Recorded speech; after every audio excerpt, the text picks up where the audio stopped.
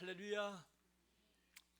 자, 우리 그리스도 은혜에 대한 얘기 가장 많이 하지요. 이 은혜를 누린 자가 돼야 되고요, 주님의 은혜가 내 것이 돼야 되고, 내 인생 속에 주의 은혜가 펼쳐지는 자가 돼야 될 거예요.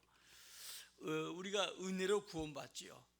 은혜는 위로부터 내려오는 것, 다시 말하면 많은 그 힘 있는 자, 연장자, 이런 자들이 위에서 아랫사람에게 베푸는 호의를 얘기하는 것이죠. 그래서 하나님께서 우리에게 내려주는 은혜, 이 은혜를 입어야 되는데, 구원도 하나님의 은혜지요. 아무리 예수 믿으라고 해도 하나님의 은혜가 임하지 아니하면 구원이 임하지 않지요. 인간의 방법, 수단으로 되지 않습니다. 그래서 우리에게 하나님의 은혜가 그만큼 중요하다. 또 우리 주의 능력도 하나님의 은혜로, 축복도 주의 은혜로 우리에게 오게 되지요.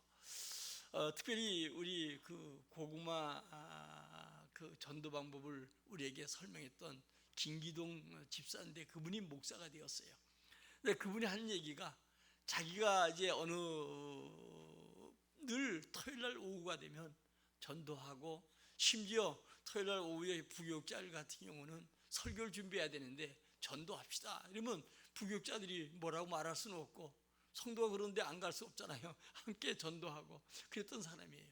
고구마는 찔러, 늘 확인할 때마다 찔러본다고 하는 것처럼 날마다 그는 그런 방법으로 모든 사람에게 반복적으로 찔르고, 가서 모든 사람 찔러보고, 그리고 익은 자는 주님께 데려오고, 안 익은 자는 생고구마구나 그렇게 생각했다고 해요. 그래서 계속 찔르다 보니까 고구마가 마치 두 동강이야 나고 네 동강이야 나고, 그리고 물태가 되어서 나중에는 돌아오더라는 거예요. 그래서 이분이 가장 주창하는 얘기가 고구마 전도 방법.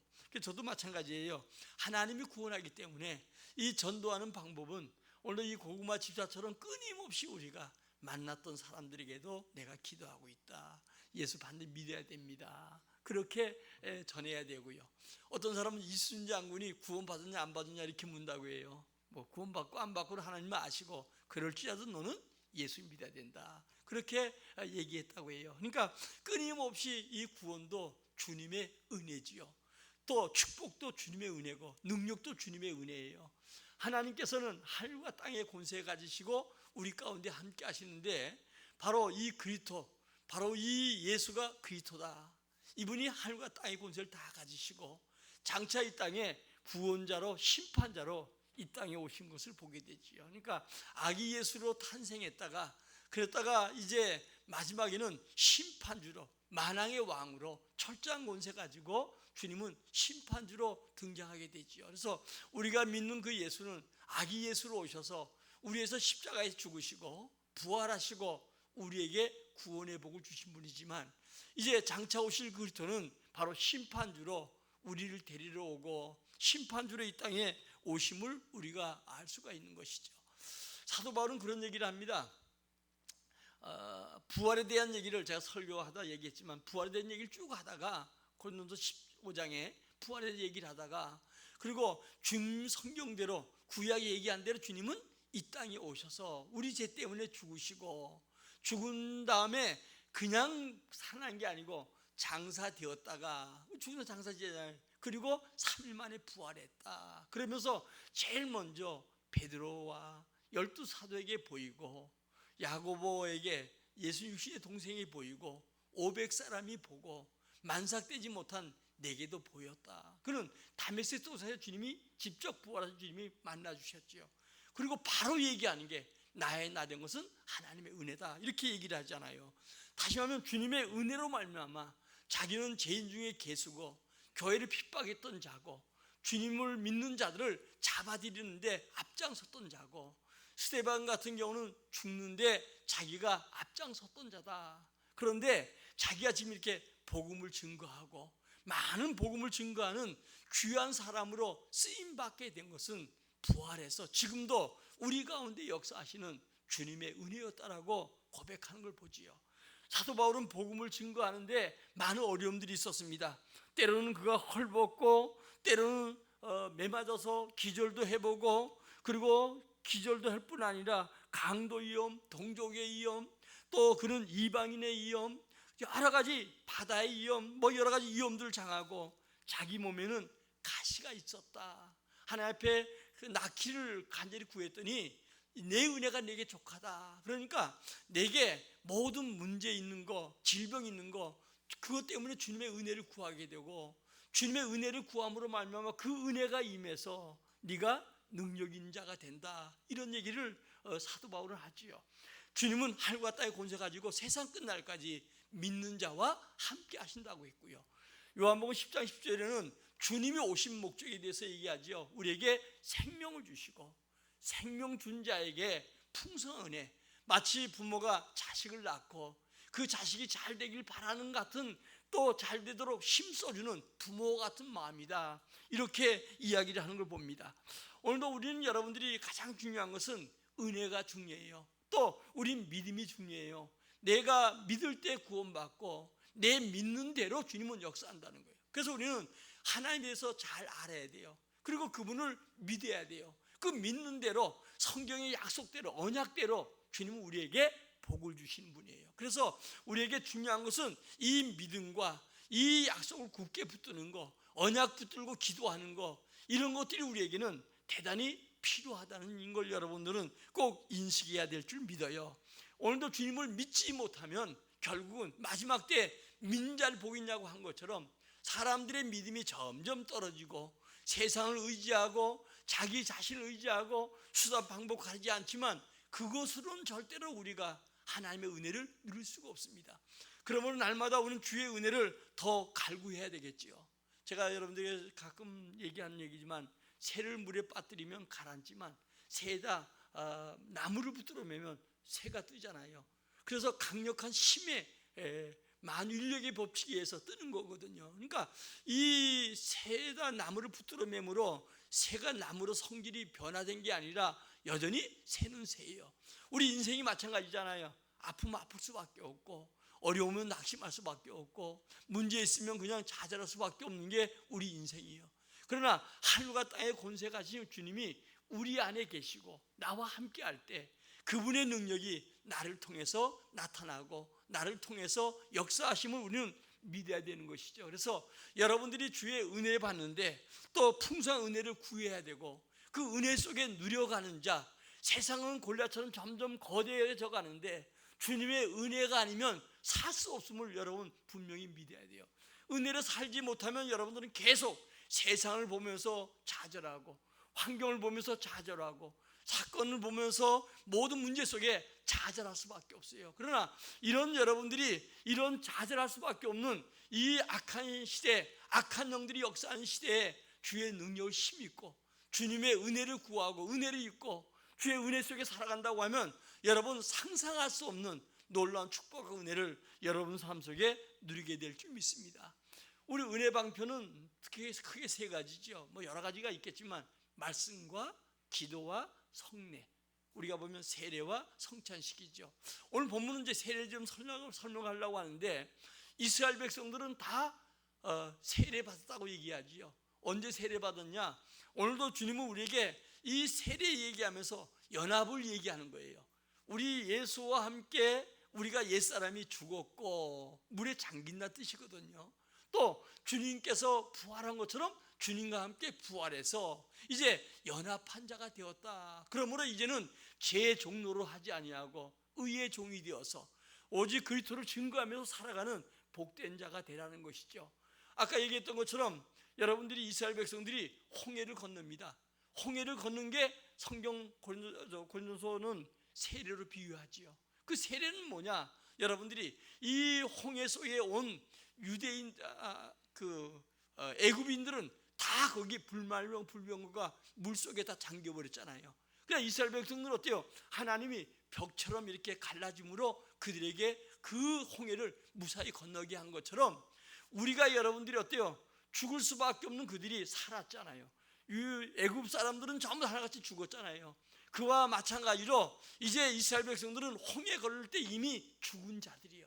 그래서 세례 받은 것과 같고 이젠 그리스도와 함께 동행한 자들이죠.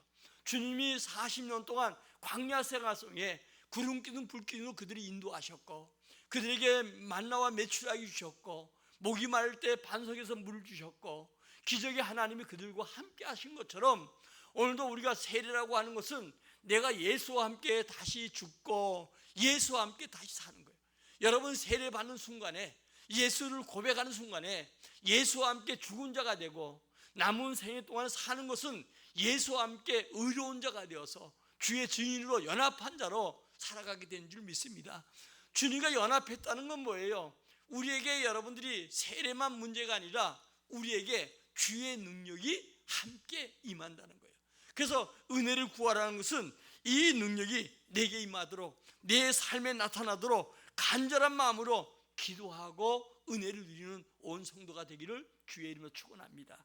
특별히 오늘 1절부터 여러분들은 그 11절까지는 연합한 자, 여러분들은 옛사람이 예수와 함께 죽었고 이제 예수와 함께 다시 사는 사람이다. 그리고 12절 13절에 이제는 여러분들이 정말 몸을 죄의 종으로, 육신의 종으로 쓰임받는 게 아니라 오직 너를 죽은 자 가운데 살리신 그 예수를 위해서 의의 병기로 쓰임받으라, 이렇게 주님은 말씀해 주고 있지요.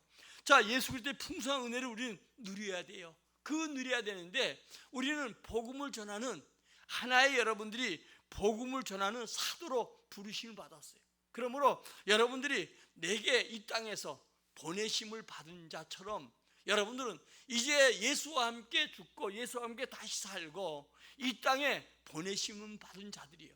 우리의 여러분 거할 것은 천국이잖아요. 그러나 우리가 이 땅에 주님 오신 날까지 발 딛고 사는데 그 사는 목적이면 주님의 사도, 주님의 여러분 우리가 부르심을 받은 자로 우리가 여러분들이 대사처럼, 다시 말하면 우리가 이렇게 외국에 대사를 보내잖아요. 그 대사는 뭐예요? 우리나라의 정부 시책이나 모든 것을 전하는 자로 살아가는 것처럼 우리가 이제 연합되어서 주님과 함께 새 삶을 살아가는 것은 그리스도의 사도가 되어서 부름 받은 자로 복음에 합당한 삶. 제가 이제 지난 오후에 2주 동안 연속 그 복음에 합당한 삶이 뭔가 하는 것을 여러분과 함께 은혜를 나눠주는데, 오늘도 여러분 이 풍성한 은혜를 누리는 자가 돼야 되고, 이 누리는 근거가 바로 오늘 6절과 여러분들이 5절과 6절이죠. 우리 5절과 6절 한번 다시 읽어볼까요? 시작. 만일 우리가 그의 죽으심과 같은 모양으로 연합한 자가 되었으면 또한 그의 부활과 같은 모양으로 연합한 자도 되리라. 우리가 알거니와 우리의 옛사람이 예수와 함께 십자가에 못 박힌 것은 죄의 몸이 죽어 다시는 우리가 죄에게 종노릇하지 아니하려 함이니. 아멘. 아멘. 우리가 여러분 근거가 뭐냐? 예수와 함께 죽은 자고 다시 우리가 산 자이기 때문에 종노를 하지 않는 거, 죄 종노를 하지 않는 거. 이제는 우리가 실수해서 죄를 범하고 할지라도 우리는 신분 자체가 의의 종이에요. 예수 부활하신 주님의 종이에요. 그래서 여러분들은 이 땅에 살아가는 동안에 때로는 범죄할 수 있어요. 그래서 마치 주님이 제자들의 발을 씻긴 것처럼 우리가 다니면서 살아가면서 이 땅에 발 딛고 살면서 짓는 죄는 우리 스스로가 자범죄 회개할 때 깨끗해지는 것이죠. 이미 우리는 목욕한 자예요. 그래서 다시 목욕할 필요가 없고 이제는 의의 종으로 쓰임받기 위해서 힘써야 되는데, 오늘 성도가 누구의 종인가를 분명히 얘기해 주고 있어요. 16절부터 18절입니다. 시작. 너희 자신을 종으로 내주어 누구에게 순종하든지 그 순종함을 받는 자의 종이 되는 줄을 너희가 알지 못하느냐. 혹은 죄의 종으로 사망에 이르고 혹은 순종의 종으로 의에 이르느니라. 하나님께 감사하리로다. 너희가 본래 죄의 종이더니 너희에게 전하여 준 바 교훈의 본을 마음으로 순종하여 죄로부터 해방되어 의에게 종이 되었느니라. 아멘. 아멘. 죄로부터 해방된 자요, 자유함을 얻은 자예요. 자유에서 다시는 우리가 종들에게, 여러분 노예들 옛날 보면 이 해방, 주인이 해방, 자유를 주면 자유롭게 살아가는데 우리가 살아가는 삶이 마치 죄의 종처럼 붙들려 살아서는 안 된다. 우리는 이미 자유하며 너 자유 얻었고 나 자유 얻은 거예요. 그래서 이 자유를 방탕하게 살아가는 게 아니고 주님의 영광을 위해서 의의 종으로서 여러분 살아가는 거, 이것이 필요하는데 우리가 당연히 노력해야 될 게 12, 13절이죠. 여러분 다시 한번 12, 13절 읽겠습니다. 시작. 그러므로 너희는 죄가 너희 죽을 몸을 지배하지 못하게 하여 몸의 자욕에 순종하지 말고, 또한 너희 지체를 불의의 무기로 죄에게 내주지 말고, 오직 너희 자신을 죽은 자 가운데서 다시 살아난 자 같이 하나님께 드리며 너희 지체를 의의 무기로 하나님께 드리라. 아멘. 우리 자신을 여러분들이 어때요? 하나님께 드려지는 삶. 그러니까 자유했다고 해서 여러분 방탕하고 구원받처럼 나는 구원받았으니까 막 살아도 된다.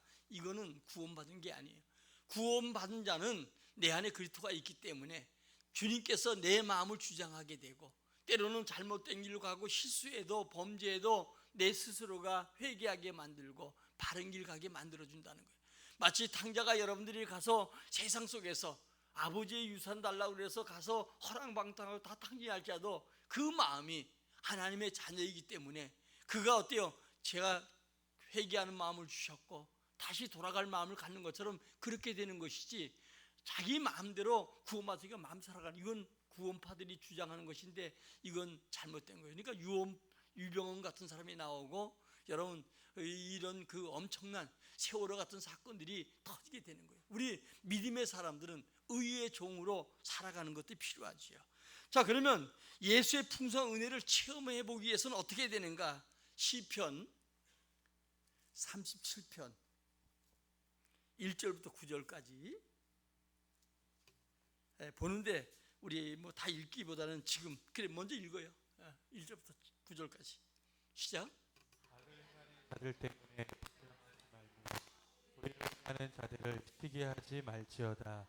그들은 풀과 같이 속히 배임을 당할 것이며 푸른 채소같이 쇠잔할 것이미로다. 여호와를 의뢰하고 선을 행하라. 땅에 머무는 동안 그의 성실을 먹을거리로 삼을지어다. 또 여호와를 기뻐하라. 그가 내 마음의 소원을 내게 이루어 주시리로다. 내 길을 여호와께 맡기라. 그를 의지하면 그가 이루시고 내 의를 빛같이 나타내시며 내 공의를 정오의 빛같이 하시리로다. 여호와 앞에 잠잠하고 참고 기다리라. 자기 길이 형통하며 악한 꾀를 이루는 자 때문에 불평하지 말지어다. 분을 그치고 노를 버리며 불평하지 말라. 오히려 악을 만들 뿐이라. 진실로 악을 행하는 자들은 끊어질 것이나 여호와를 소망하는 자들은 땅을 차지하리로다. 아멘. 아멘. 우리가 이 땅에 발을 딛고 사는 동안에 악인이, 예수 믿지 않는 자들이 더 악한 일을 행하고 그들이 잘 되는 것 때문에 불평하지 말라는 거예요. 그래서 제일 중요한 건 우리가 은혜를 계속 풍성히 체험하려고 하면 우리 입술 속에 불평이 사라져야 된다는 거예요. 오늘 1절과 2절에 얘기하는 것처럼 악을 행한 자가 그들이 무성한 여러분들이 풀처럼 솟아나고 이럴지라도 그것 때문에 불평하지 말라는 거예요. 왜냐?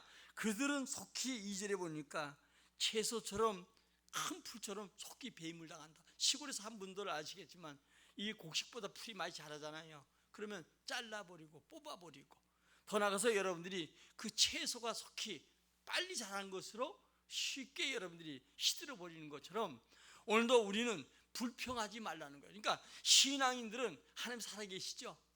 하늘과 땅의 권세 가지시죠. 악한 자도 주장할 수 있겠지요. 그래서 오늘 본문 속에 뭐냐면 가장 우리에게 문제가 되는 게 불평하는 거라는 거예요. 그래서 악인이 우리 주변에 잘 되는 것 같고 흥하는 것 같아도 그것 때문에 여러분 불평하지 말고, 오직 우리가 해야 될 건 뭐냐? 주님을 향한 우리의 태도가 필요한데, 자 3절 읽겠습니다. 3절 4절 시작. 여호와를 의뢰하고 행하라. 땅에 머무는 동안 그의 성실을 먹을거리로 삼을지어다. 또 여호와를 기뻐하라. 그가 내 마음의 소원을 내게 이루어. 아멘. 우리의 믿음을 가지고 할 태도가 뭐냐? 여호와를 의뢰하라. 의지하고 믿는 건 마찬가지. 의뢰라는 건 뭐예요? 지금 악인들이 이 득세하고, 그리고 더 나가서 내가 모든 억울함을 당하고 이런 것을 하나님 앞에 기도해라, 그런 얘기거든요. 그리고 끊임없이 어때요? 악한 자 때문에 악을 행해서 같이 망한 자 되지 말고 선한 일을 해라. 그리고 나서 뭐요? 성실히 살아가라. 여호와를 기뻐해라. 아멘. 내 무화과 나무 무성치 못하고 여러분들이 정말 포도나무에 양에 우리의 모든 것이 풍성하지 못할지라도 주님을 기뻐해라. 그러면 여러분들이 4절에 뭐예요? 그가 내 소원을 뭐예요? 이루어 주리라. 그러니까 우리는 여러분들이 살아가면서 앞으로 가면 갈수록 악한 자 득세하는 시대가 와요. 이럴지라도 악에 치우친 자가 돼서는 도덕이 안 되고, 그들 때문에 불평하지 말고, 하나님이 살아계시냐 안 계시냐, 살아계십니다, 이런 얘기 하지 말고 오직 여호와를 의뢰하고 선을 행하고 그리고 성실하고 여호와를 기뻐하라. 그러면 내 소원을 주님이 이루어 준다, 그 얘기입니다. 이게 우리가 가져야 할 성도의 태도예요. 그럼 우리의 장래는 어떻게 되는가? 자, 5절 6절입니다. 시작. 내 길을 여호와께 맡기라. 그를 의지하면 그가 이루시고 내 의를 빛같이 나타내시며 내 공의를 정오의 빛같이 하시리로다. 아멘. 아멘. 내 길을 여호와께 맡기라는 거예요. 우리의 인생 악한 시대 속에도 하나님 우리 머리가 새 신바 되었고 우리를 하나님의 은혜 속에 인도하기 때문에 이 모든 우리의 길을 여호와께 맡기라. 그리고 나면 어때요? 주님이 내 의를 정오의 빛같이 나타나게 한다. 철야 때 시편 50여 편 가지고 이 말씀을 좀 했는데, 바울이 다윗이 거기서 이런 기도, 세 차례 기도하는데 유대인들이 저녁에 기도하고 그 다음에 아침에 기도하고 그 다음에 정오에 기도한다, 이 얘기를 제가 철야밤 때 설명했는데, 이 말은 무슨 얘기냐면 이스라엘, 우리는 낮으로 밤으로 가는 그런 문화고 그렇게 우리가 인식을 많이 하는데, 유대인들은 어때요? 밤으로부터 새벽이 오고 낮이 온다는 거예요. 그러니까 이스라엘 역사를 봐도 그래요. 많은 어려운 문제가 있어도 끝내는 그들은 어때요? 새벽이 오고 그리고 정오가 오더라.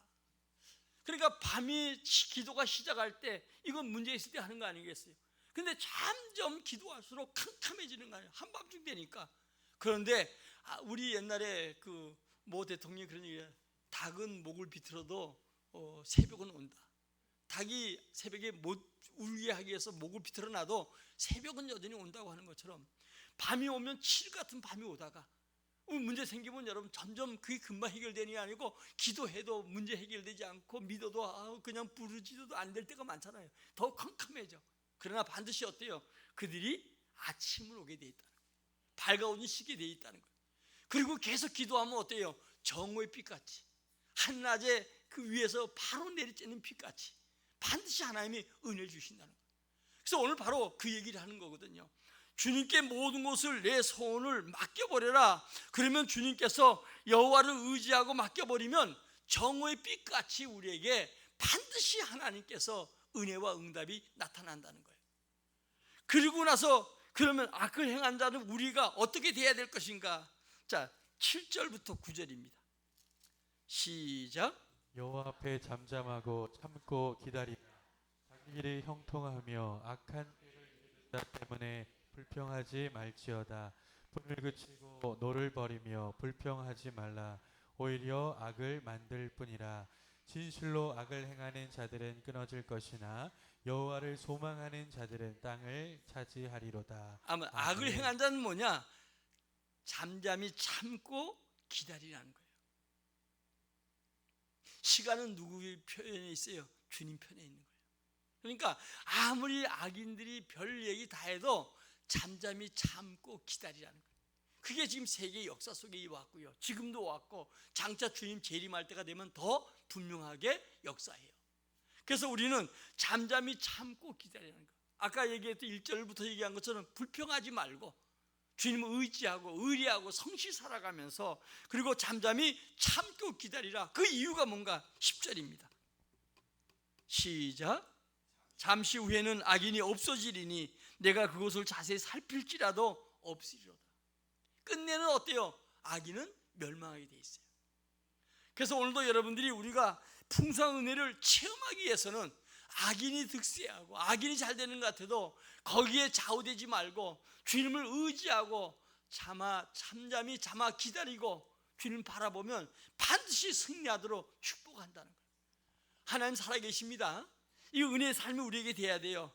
그러면 성도들이 항상 행할 풍성한 은혜를 지속하기 위해서는 어떻게 해야 되는가? 오늘 여러분들이 데살로니가전서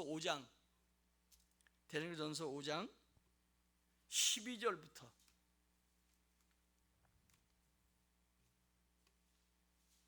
22절까지 우리 같이 읽겠습니다. 시작. 우리가 너희에게 구하노니 너희 가운데서 수고하고 주 안에서 너희를 다스리며 권하는 자들을 너희가 알고 그들의 역사로 말미암아 사랑 안에서 가장 귀히 여기며 너희끼리 화목하라. 또 형제들아 너희를 권면하노니 게으른 자들을 권계하며 마음이 약한 자들을 격려하고 힘이 없는 자들을 붙들어 주며 모든 사람에게 오래 참으라. 삼가 누가 누구에게든지 악으로 악을 갚지 말게 하고 서로 대하든지 모든 사람을 대하든지 항상 선을 따르라. 항상 기뻐하라. 쉬지 말고 기도하라. 범사에 감사하라. 이것이 그리스도 예수 안에서 너희를 향하신 하나님의 뜻이니라.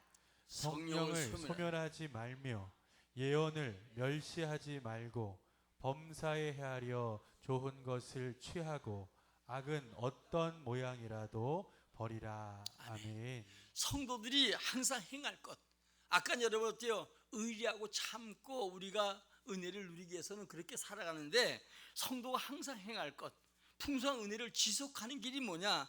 제일 먼저 여러분들이 오늘 12, 13절에 보니까 화목해라, 서로 사랑하라, 그 다음에 존경하라, 귀히 여기라, 복음을 증거하는 앞서가는 주의 종들을 귀하게 여기라, 이렇게 얘기를 하고 있어요. 그 다음에 여러분들이 어때요? 16절에 보니까 항상 기뻐하라. 여러분, 항상 기뻐하라는 얘기는 우리에게 문제가 없다는 얘기 아니에요. 문제는 있지. 아까 악인이 잘 되고 하는 문제가 있잖아요. 근데 항상 기뻐하라는 얘기 뭐예요? 우리 아이들 여러분들 좀 이렇게 비유하면 좋을 것 같아요. 부모하고 아이들이 같이, 엄마 아빠가 같이 있으면 애들은 기쁜 거예요. 부모는 지금 현재 문제가 있어가지고 천장이 그냥 내려앉을 만큼 한숨 소리가 큰데 아이들은 뭐가 좋은지 지네끼리 모여서 까르르 떼고 웃고 그러잖아요. 하나님 모신 우리는 항상 기뻐하라는 거예요. 하나님 여전히 살아계시죠. 모든 거 다 아시죠. 악인이 득세하는 것도 알고 그들이 심판할 것도 알고 오늘 의로운 주의 백성들이 나와 연합된 자가 장차 보아둘 복도 알기 때문에 우린 미리 기뻐하라는 거예요. 아멘. 주님 우리 힘이기 때문에. 하박국이 그런 얘기를 하잖아요. 하나님께서 어찌 악인을 통해서 의인들을 심판합니까? 물어도 주님은 대답이 없어요. 묵묵대답이에요. 여러분들이 문제를 놓고 기도할 때마다 하나님은 묵묵대답 없으신 것처럼 그런 상태예요. 근데 나중에 그가 뼈가 흔들릴 만큼 깨달았는데 하나님을 발견하게 된 거예요. 하나님 뜻을 알게 된 거예요. 그러면서 그가 고백하기를 무화과 나무, 포도나무가 없고 외양간 소와 우리의 양이 없고 소출이 적고 이럴지라도 여호와 나의 힘이다. 난 하나님 때문에 기뻐한다라고 얘기하지. 항상 기뻐하라는 거예요. 아멘. 좋을 때만 기뻐하는 건 당연한데 좋지 않을 때도 기뻐해야 돼. 보통 좋지 않을 때는 하나님 원망하고 좋을 때는 어때요? 지네끼리 기뻐해. 하나님 없이. 그게 아니라 항상 좋을 때나 안 좋을 때나 주님 바라보고 기뻐해야 돼.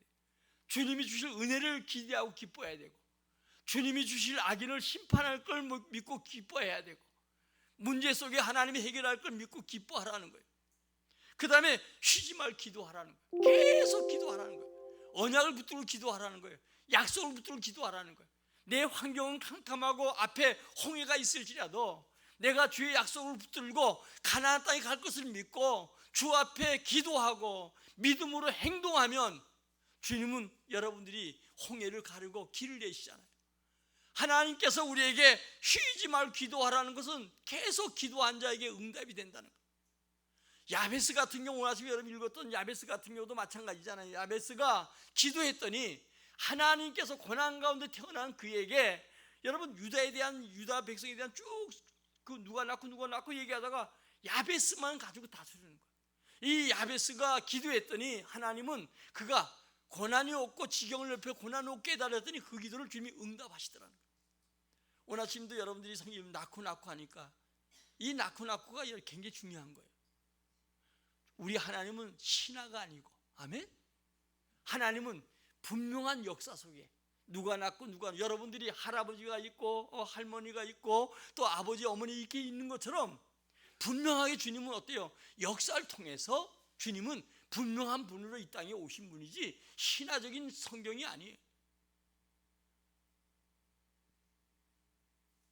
여러분, 분명하고 이게 우리에게 이 성경을 믿게 하기 위해서 하나님은 여러분들이 아담부터 시작해서 쭉 나오다가 여러분 가인과 아벨은 없고 여러분 바로 셋으로 나가잖아요.